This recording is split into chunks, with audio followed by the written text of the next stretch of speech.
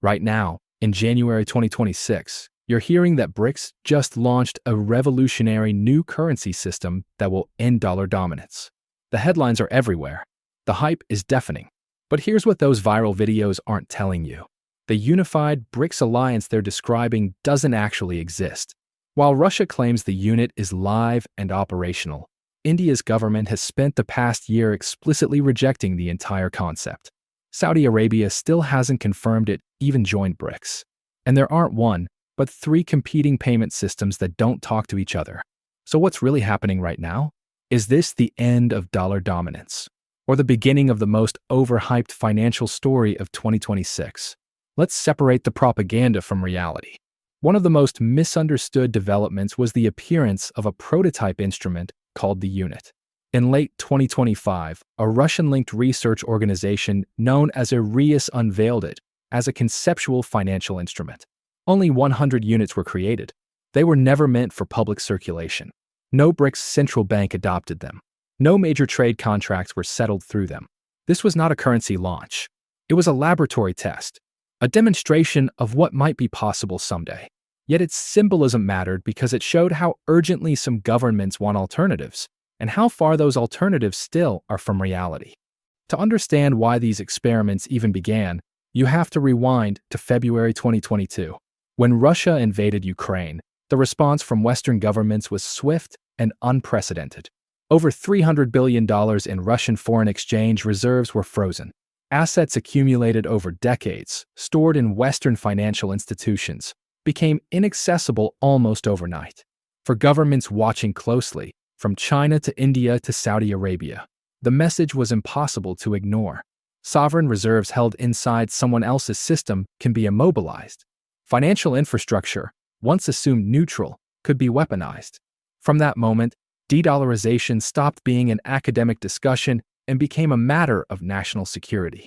This shift wasn't driven by ideology. It wasn't about destroying the dollar or overthrowing Western dominance. It was about vulnerability. Countries realized that the global financial system, built largely around the dollar since 1944, came with strings attached. If your trade, reserves, and settlement mechanisms flow through systems you don't control, your economic sovereignty has limits. That realization sparked a search for options, not exits, but alternatives. What viral narratives often ignore is a fundamental reality. BRICS does not share a single vision of what financial alternatives to the US dollar should look like, or whether they should exist at all. The alliance is frequently framed as a unified geopolitical bloc moving in lockstep toward de-dollarization. In practice, it is a loose coalition of countries with vastly different political systems, economic priorities, and tolerance for financial risk. Agreement on rhetoric does not translate into agreement on strategy. No member illustrates this divide more clearly than India. As the world's largest democracy and a founding BRICS nation, India occupies a unique position within the group. In March 2025, India's External Affairs Minister, S. Jaishankar, stated publicly, "I don't think there's any policy on our part to replace the dollar." This was not an offhand comment or a speculative opinion. It was a formal policy signal delivered at a time when de-dollarization narratives were accelerating globally. The message was deliberate. New Delhi does not view the dollar as a strategic adversary. That position carries significant weight. India represents more than 1.4 billion people, is one of the world's fastest-growing major economies, and is scheduled to chair the BRICS summit in 2026. Its stance alone complicates any attempt to present BRICS as a unified financial challenger. While China and Russia have pushed aggressively for alternatives to the dollar, largely in response to sanctions and geopolitical pressure, India has followed a markedly different logic. Its priorities center on trade stability, capital inflows, and maintaining access to global markets. For New Delhi, the dollar remains a functional instrument that enables international commerce rather than a symbol of domination to be dismantled. This divergence exposes a deeper problem. A shared currency or settlement system requires more than political alignment. It demands trust, policy coordination, and a willingness to absorb collective risk. India's cautious approach reflects concerns about volatility, capital controls, and exposure to external shocks. Replacing a system that currently works with one that introduces uncertainty is not a trade-off India appears willing to make. As long as core members disagree on the basic objective, a unified BRICS currency remains unlikely. Without consensus, ambition fragments. And without fragmentation resolved, coordination at scale becomes impossible. The idea of a single, unified BRICS currency persists largely because multiple, unrelated initiatives are routinely collapsed into one simplified narrative. In reality, no such unified system exists. Instead, there are at least 3 separate projects often cited as evidence of a coordinated monetary shift, and none of them fully align in purpose, structure, or execution. Treating them as one cohesive strategy creates a misleading impression of progress that simply isn't supported by the facts. The first of these initiatives is BRICS Pay, announced in 2018 as a potential cross-border payment platform designed to facilitate trade among BRICS members. Despite repeated references to its supposed launch, BRICS Pay remains non-operational. Internal planning documents and public statements suggest that any functional rollout has been deferred toward 2030, if it happens at all. There is no unified infrastructure, no shared regulatory framework, and no evidence of real-world usage. What exists today is closer to a concept than a system. The second initiative, mBridge, is frequently described as a BRICS project, but that characterization is inaccurate. mBridge is a blockchain-based settlement experiment involving China, Hong Kong, the United Arab Emirates, and several other central banks. It was developed outside formal BRICS governance structures and was never intended to serve as a shared BRICS currency or payment rail. Its scope is technical, not political, and participation varies by jurisdiction. Conflating mBridge with a BRICS-wide monetary system exaggerates its mandate and misrepresents its purpose. The third element is the unit, often portrayed as the foundation of a new currency. In reality, the unit remains a research prototype with no central bank backing, no issuance authority, and no legal framework for circulation. It is not a medium of exchange, not a reserve asset, and not operational. Without institutional support, it exists solely as an academic or exploratory exercise. These initiatives do not integrate with one another. They do not share governance, oversight, or technical compatibility. This fragmentation reflects not just political disagreement, but institutional reality. That reality became clearer in October 2024 when the Bank for International Settlements, headquartered in Switzerland and often described as the central bank of central banks, quietly withdrew from mBridge. The BIS stated that the project was not mature enough to operate. This was not a procedural footnote. When the institution responsible for global banking standards steps away from a system it helped develop, the message is unmistakable. This is not validation. It is caution, and a signal that the path forward remains uncertain and unresolved.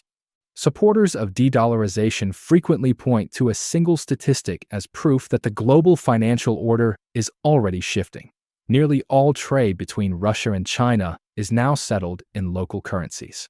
The number itself is accurate, and on the surface, it appears to validate the argument that alternatives to the US dollar are not only possible, but already operational. Yet the meaning of that statistic is often misunderstood.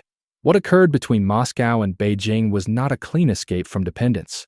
It was a forced redirection under extraordinary pressure. After being cut off from large portions of the Western financial system, Russia had few viable options. Access to European markets collapsed, foreign investment retreated, and dollar-based payment channels were restricted. In response, Moscow leaned heavily on China, not as a strategic preference, but as an economic necessity. Chinese firms rapidly expanded their presence inside Russia, filling gaps left by departing Western brands in the automotive sector, consumer electronics, and industrial goods. Trade volumes surged, but the relationship was uneven. Pricing power, supply chains, and financing increasingly flowed in one direction. The shift in payment systems followed the same pattern. As transactions moved into yuan and ruble settlements, new vulnerabilities emerged. In 2024, Russia experienced periodic yuan liquidity shortages, an issue rarely discussed in de-dollarization narratives. These shortages exposed a hard truth. Dependency had not disappeared, it had simply changed form. Instead of relying on dollar liquidity provided by global markets, Russia became dependent on access to Chinese currency and financial infrastructure, over which it had limited control. This was not a balanced partnership between equals. It was an asymmetrical adjustment driven by sanctions and constrained choices. Other BRICS members took careful note. Brazil, India, and South Africa watched the evolution of the Russia-China relationship with caution rather than admiration. For them, replacing one dominant currency with another is not genuine financial sovereignty. It is substitution, not independence. Concentrating risk around a single alternative power creates exposure to political leverage, liquidity constraints, and strategic pressure. The lesson is clear. True financial resilience does not come from shifting allegiance from one monetary center to another. It comes from diversification across currencies, markets, and institutions. Without that balance, de-dollarization risks recreating the very dependency it claims to dismantle. External pressure didn't just slow the momentum behind de-dollarization.